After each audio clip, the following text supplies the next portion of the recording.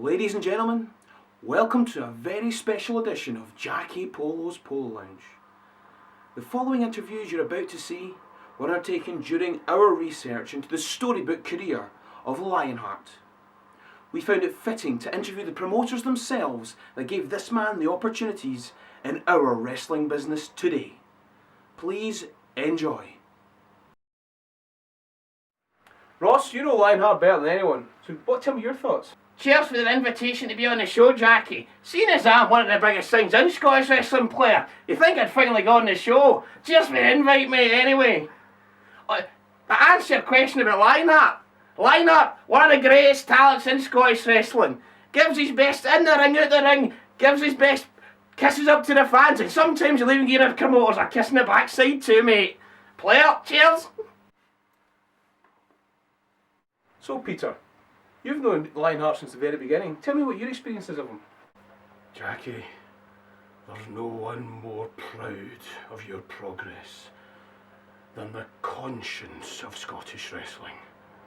But on point, 15 years ago, there were two great icons in Scottish wrestling. One has gone. The one remains, a great man who would satisfy my ego time and again over a telephone call. His name, you've got it. Lionheart.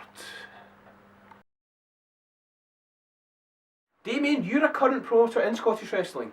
So far there's been accusations of begging aimed at Lionheart. Do you have any stories like that? You know what, Jackie? I have actually. Lionheart's never off the phone, phoning me for work. And do you know what I say to him? I say, why do I need you? You're not even as good as half of my trainees. And I've already got Scotland's best wrestler right here.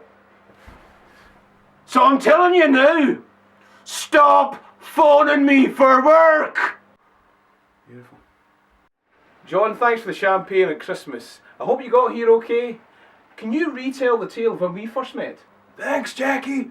Got here in plenty of time. In 2010, when I came to Scotland to see what all the fuss was about, you could see, Jackie, you were going to be a big star. But when I was going back to my 95 LeBaron, there was a kid on his hands and his knees begging me for my email and cell phone number. He said, You gotta see my best work. What was his name again? I think he was one of Stu's kids.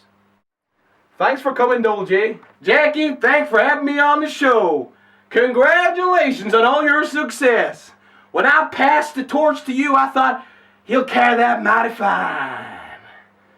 But when I wrestled Lionheart right here in Glasgow, Scotland, I had the match and I came backstage and said to my friend, D-Lo, how was the kid?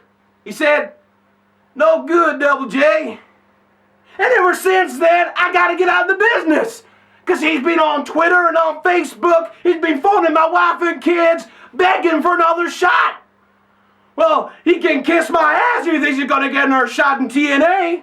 Will he ever work there? H-E-double-L and double O. Hell no.